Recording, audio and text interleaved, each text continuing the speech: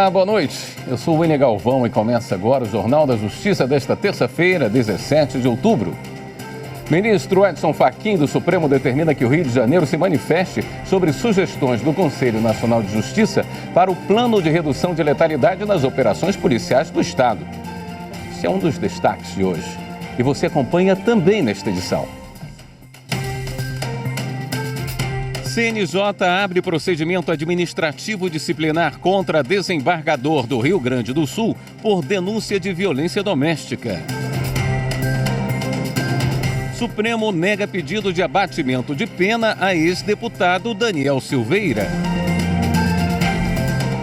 E ainda, Outubro Rosa. Poder Judiciário de Mato Grosso promove ações para apoiar mulheres em tratamento do câncer de mama.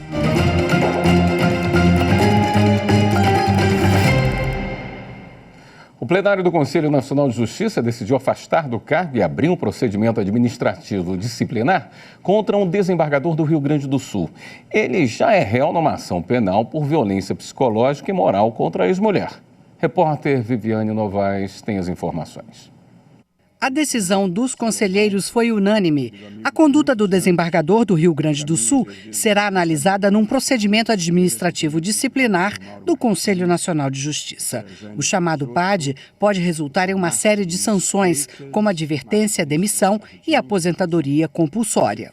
O desembargador é suspeito de ameaçar física e psicologicamente a ex-mulher. Ele já responde a um processo na área penal por decisão da Corte Especial do Superior Tribunal de Justiça. A conselheira Salise Sanchotene disse que um magistrado com essa conduta não tem condições de continuar trabalhando. Segundo o relator do caso, o Corregedor Nacional de Justiça, ministro Luiz Felipe Salomão, as evidências justificam o afastamento do magistrado durante a tramitação do PAD. O fato é grave. Imaginar que um desembargador possa continuar no exercício da sua função, respondendo a uma ação penal perante o Superior Tribunal de Justiça por violência contra a pessoa com quem convivia, violência psicológica, não me parece razoável. E a violência contra mulheres e crianças está na mira do Conselho Nacional de Justiça. Na primeira sessão como presidente do CNJ, o ministro Luiz Roberto Barroso afirmou que o Conselho vai promover campanhas para combater esse tipo de crime. O ministro falou também de outras metas para os próximos 2 anos, como investimentos em tecnologia para melhorar a prestação de serviços do judiciário brasileiro. Nós vamos investir toda a energia possível em tecnologia da informação.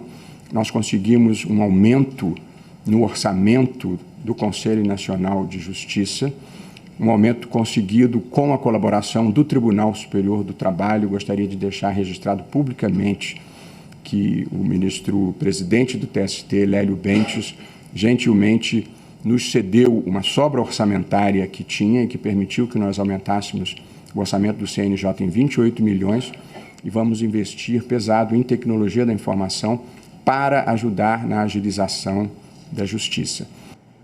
E o CNJ ainda aprovou hoje, por unanimidade, uma resolução que garante a equiparação entre os direitos e deveres de juízes e de integrantes do Ministério Público.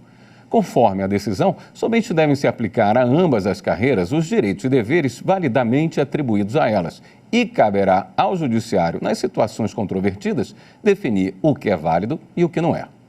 A Constituição de 1988 já assegura equiparação entre as duas carreiras, mas na prática, os entes federativos encontram dificuldades para a igualdade. A resolução foi proposta pelo presidente do Conselho, ministro Luiz Roberto Barroso. Segundo ele, uma situação desfavorável de juízes em relação a membros do MP impacta na atratividade das carreiras. O governo do Rio de Janeiro deverá se manifestar em até 30 dias sobre as sugestões para um plano de redução de letalidade da Polícia do Estado. Elas foram apresentadas pelo Grupo de Trabalho do Conselho Nacional de Justiça. Anderson Arcoverde tem os detalhes. A criação de um plano de redução da letalidade foi determinada em decisão provisória do ministro Edson Fachin, relator de uma arguição de descumprimento de preceito fundamental que questiona a violência policial no Rio de Janeiro. Segundo a liminar, o governo estadual deve encaminhar à corte um planejamento para controlar as violações de direitos humanos pelas forças de segurança, com medidas objetivas, cronogramas e previsão de recursos necessários para a execução. O ministro também determinou a criação do Grupo de Trabalho Polícia Cidadã no Conselho Nacional de Justiça, para acompanhar a elaboração do plano e a instalação de GPS e sistemas de gravação de áudio e vídeo nas viaturas e nas fardas dos policiais. O grupo apresentou 21 sugestões, entre elas a restrição de operações policiais próximas às escolas, creches, hospitais e postos de saúde. As ações somente poderiam ser realizadas após justificativa concreta do Ministério Público. O governo do Rio tem 30 dias para se manifestar sobre as propostas. Caso rejeite, deverá justificar a posição e dizer quando as sugestões poderão ser acatadas. Após a resposta do Rio de Janeiro, o ministro deverá liberar a ação para julgamento em plenário. E a Corregedoria Nacional de Justiça vai apurar a concessão de liminares que permitiram a entrada de 6 pessoas do Haiti no Brasil em descumprimento de decisão do Superior Tribunal de Justiça. Elas foram proferidas pela 5ª Vara Federal de Ribeirão Preto, São Paulo, e pela 2ª Vara Federal de Chapecó, Santa Catarina. De acordo com o corregedor ministro Luiz Felipe Salomão, para conceder as liminares, os magistrados deveriam considerar o esgotamento das possibilidades administrativas e a adoção prévia das chamadas medidas instrutórias de informação viáveis, que incluem, por exemplo, a perícia social no país. Essa perícia permite a emissão de opinião fundamentada sobre a situação social das pessoas envolvidas no processo específico. O entendimento foi confirmado pelo STJ ao julgar questionamento da União contra as decisões das varas de São Paulo e de Santa Catarina para a entrada dessas pessoas sem o visto. O ministro reforçou que as decisões dos magistrados desacreditaram o que já era previsto sobre o assunto na Constituição Federal e na Lei Orgânica da Magistratura. A seguir, ex-deputado Daniel Silveira tem pedido de abatimento da pena negado pelo STF. Voltamos em instantes.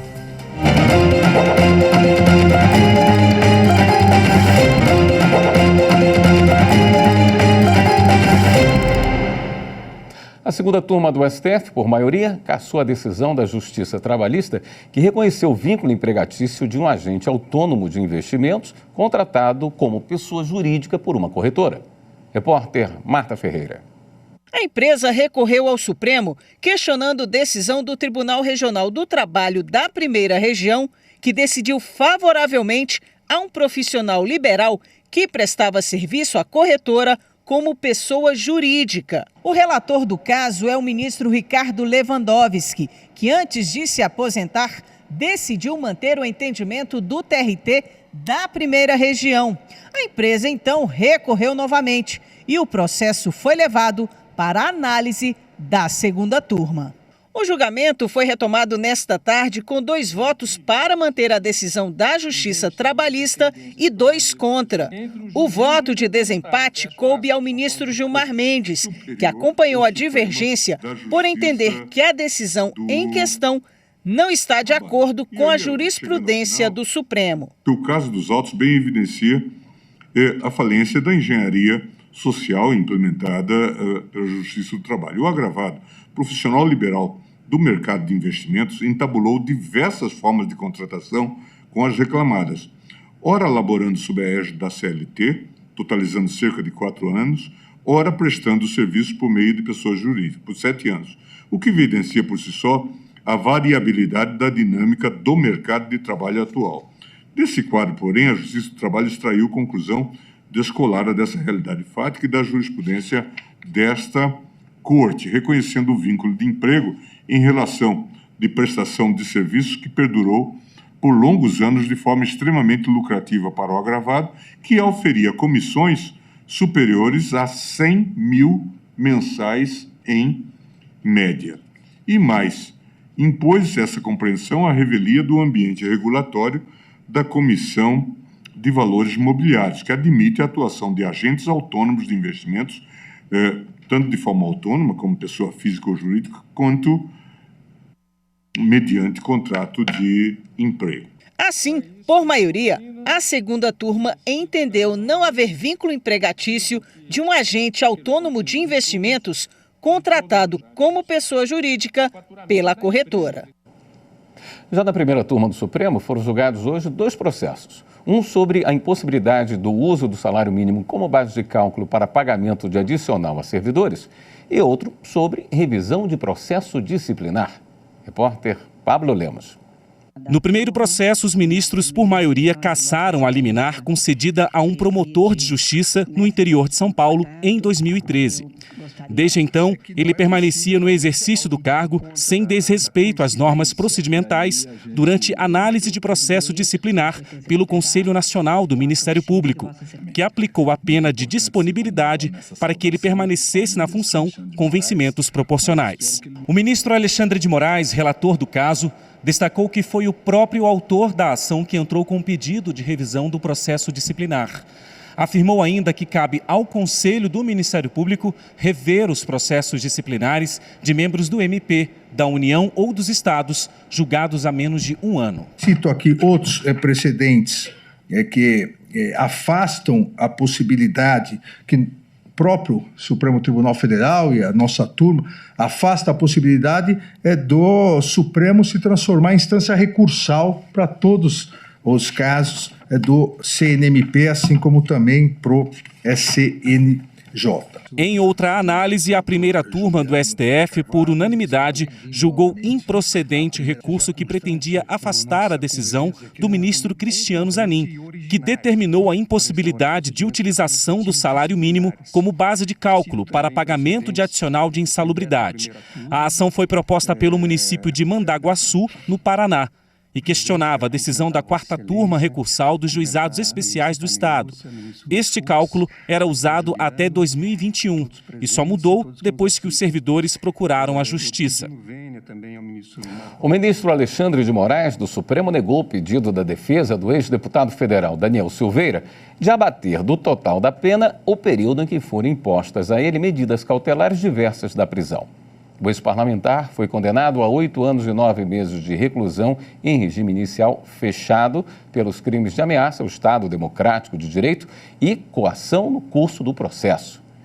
De acordo com o ministro, a legislação não prevê a possibilidade de desconto do tempo, já que não houve limitação do direito de ir e vir. Alexandre de Moraes lembrou ainda que Silveira desrespeitou reiteradamente as determinações impostas pelo STF. Circunstância que levou à instauração de inquérito próprio para apurar violações do monitoramento eletrônico. Daqui a pouco, logo depois do Jornal da Justiça, tem a transmissão ao vivo da sessão plenária do Tribunal Superior Eleitoral. Os ministros vão retomar o julgamento de 3 ações de investigação judicial eleitoral contra o ex-presidente Jair Bolsonaro. Quem tem mais informações diretamente do TSE é o repórter Fábio Ruas. As ações contra Jair Bolsonaro são por abuso de poder político e uso indevido dos meios de comunicação na campanha eleitoral do ano passado. O então candidato a vice Walter Braga Neto também é citado. O julgamento começou na semana passada e nesta terça-feira, a partir das 7 horas da noite, vai continuar com o voto do relator ministro Benedito Gonçalves, que é o corregedor-geral da Justiça Eleitoral. No primeiro dia, falaram acusação, defesa e Ministério Público Eleitoral. Também estão previstos na pauta 2 ações contra o então candidato Luiz Inácio Lula da Silva, eleito presidente da República no ano passado. A pauta completa está no site tse.jus.br. Agora a gente fala sobre uma decisão do Superior Tribunal de Justiça. Para a 5ª turma, o cheiro de maconha em uma pessoa suspeita justifica uma revista, mas impede a entrada na casa dela caso não haja outras provas. Repórter Michele Chiapa explica essa decisão. Em situações em que a polícia esteja investigando um suspeito de tráfico de drogas e os militares sintam um cheiro forte de maconha na pessoa, é permitida a revista em busca de provas. Mas se nada for encontrado, a polícia não pode entrar na casa do suspeito sem mandado judicial, ainda que o morador da casa autorize a entrada policial. No caso analisado, a polícia investigava informações anônimas sobre possível atividade de tráfico de drogas em um determinado local. Ao abordar um suspeito que estava perto de onde morava, os policiais perceberam que ele exalava cheiro forte de maconha. Foi feita uma busca pessoal, nada foi encontrado. Mesmo assim, eles entraram na casa com a suposta autorização da mãe do investigado. A polícia achou aproximadamente 3 gramas de cocaína e 2 de maconha no local. O suspeito confirmou que era usuário de drogas, mas acabou sendo denunciado por tráfico. No STJ, a quinta turma concedeu habeas corpus para reconhecer a ilicitude das provas e absolver o réu. O relator, ministro Reinaldo Soares da Fonseca, afirmou que, embora tenha entendido que a abordagem policial e a busca pessoal tenham sido devidamente justificadas, em razão da investigação prévia e do cheiro de maconha no suspeito, os agentes não podiam, após a revista do rapaz, entrar no imóvel e prosseguir com as buscas. O ministro destacou ainda o precedente do Supremo Tribunal Federal de que a entrada forçada da polícia na residência, sem mandado judicial, mesmo na hipótese de crime permanente, como o tráfico de drogas, depende da existência de razões concretas que justifiquem a mitigação do princípio da inviolabilidade do domicílio. Uma equipe do Ministério Público Federal esteve nesta terça-feira em São Félix do Xingu para verificar a situação da população indígena daquela região. A repórter Madeleine Machado tem mais informações. Os representantes do Ministério Público Federal estiveram na aldeia Raio de Sol, localizada a cerca de 140 quilômetros de São Félix do Xingu, no sudeste do Pará, para verificar a real situação da população indígena durante a operação de desintrusão na retirada de não indígenas dos territórios da trincheira Bacajá e Apitereua. A operação é resultado de diversas ações judiciais do MPF, que desde 2009 requer a retirada dos não indígenas daqueles territórios. Atualmente, estima-se que mais de 3.000 não indígenas estejam morando ilegalmente na região, ocupada por aproximadamente 1.400 indígenas. E o Ministério Público Federal ajuizou ação civil pública para responsabilizar proprietários, produtores e artistas pela construção e exploração comercial de um imóvel de luxo erguido de forma irregular na Ponta do Sapê, em Angra dos Reis, Rio de Janeiro. A propriedade, construída sem licença ambiental dentro de área de proteção, foi palco do evento Agroplay Verão 2, com participação de diversos artistas conhecidos. Quem tem mais informações é o repórter Rafael Oliveira.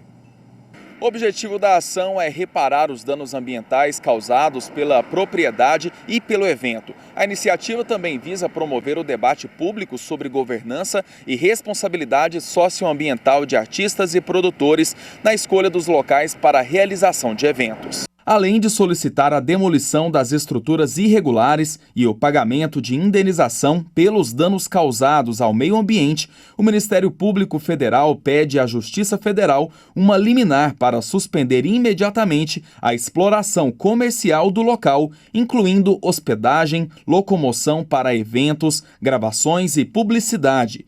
Se o pedido for aceito, as plataformas digitais que oferecem esses serviços serão obrigadas a remover os anúncios do imóvel de suas páginas. O órgão pede ainda a suspensão da veiculação do conteúdo produzido durante o evento Agroplay Verão 2 e a retenção dos cachês recebidos pelas apresentações no local.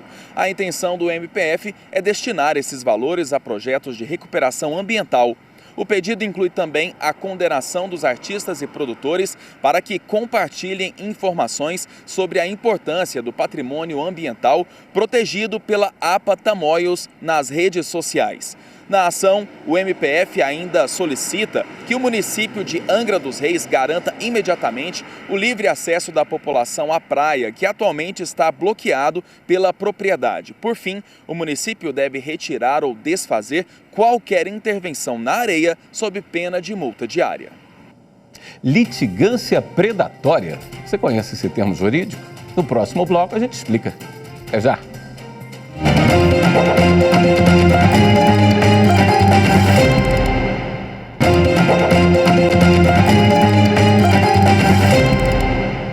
O Poder Judiciário brasileiro tem olhado com atenção e adotado medidas para combater uma prática que aumenta o tempo de tramitação das ações e causa prejuízos aos cofres públicos. Estamos falando da chamada litigância predatória. O termo jurídico parece complicado, mas na prática significa que alguém está abusando do direito de recorrer ao judiciário com o objetivo de levar vantagem. Uma juíza do Tribunal de Justiça de Alagoas extinguiu uma ação de suposta contratação fraudulenta e oficiou a OAB e o Ministério Público porque considerou que houve litigância predatória. A advogada ajuizou mais de 300 ações com o mesmo pedido. A reportagem é de Evelyn Araújo. Segundo o processo, uma mulher ajuizou ação contra uma instituição financeira, alegando ter sido vítima de contratação fraudulenta. Ela pedia a nulidade do contrato e indenização por danos morais e materiais. Ao avaliar o caso e outras ações em andamento, a juíza observou que a advogada que defende a autora protocolou 330 processos sobre a mesma matéria no Tribunal de Justiça de Alagoas. A alegação foi de litigância predatória, que são ações repetitivas com petições iniciais absolutamente idênticas, ajuizadas pelo mesmo advogado com pedidos genéricos. Em situações assim, o Poder Judiciário identifica indícios de abuso do direito de ação. A prática é proibida ainda pelo Código de Ética da Advocacia. A Ordem dos Advogados do Brasil, quando comunicada sobre esse tipo de conduta, leva o caso ao Conselho de Ética. O órgão responsável para punir administrativamente é a OAB, né, e nós não nos furtaremos nesse papel, mas obviamente que a gente precisa também acompanhar para que algumas decisões, né, elas não possam ser precipitadas ao ponto de deixar de analisar o mérito, né, do demandado que realmente, né, em alguns casos, comete ilícitos e devem ser punidos pelo Poder Judiciário. O Superior Tribunal de Justiça debateu o tema em audiência pública no início do mês. A discussão é em torno do tema 1198, submetido ao rito dos recursos repetitivos, que diz respeito ao poder do juiz de pedir providências em caso de suspeita de litigância predatória. A audiência foi convocada pelo ministro Moura Ribeiro.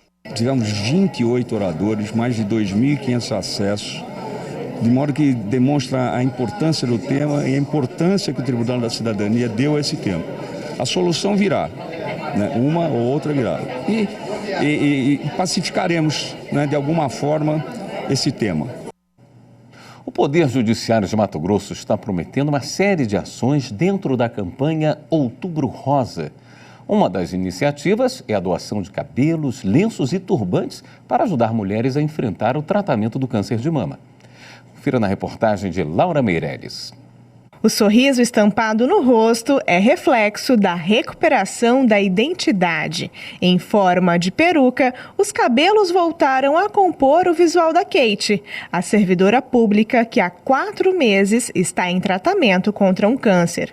O fortalecimento da autoestima só foi possível através da doação do material. E você também pode fazer parte dessa corrente do bem. Quem puder fazer a doação estimula a gente a ter mais força, né? Porque a queda do cabelo, geralmente a gente fica muito triste, né? Chora muito, sente muito a respeito disso aí. Mas com a doação de vocês, com certeza vai melhorar muita coisa pra gente.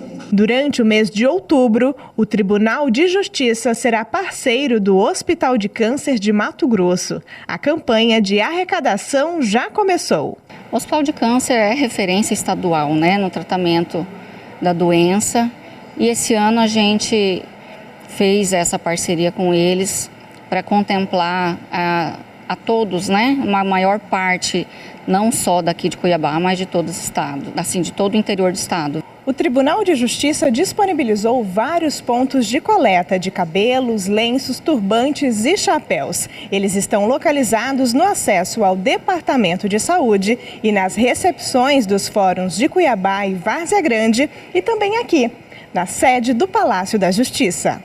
Com essa parceria, nós vamos ter um fluxo bem maior de lenços, dos turbantes, de perucas, das doações de cabelo, para que essas perucas podem ser confeccionadas. Mas os turbantes mesmo que os nossos pacientes fazem uso deles constante, né? A dona Maria, de 70 anos, já está na penúltima sessão de quimioterapia e tem um recado para as mulheres se cuidarem e não desistirem. É muito importante, né, descobrir no começo, para que a gente consiga bons resultados, né? Esperança, muita fé em Deus, né? Esta edição do Jornal da Justiça fica por aqui. Uma ótima noite para você. Até amanhã.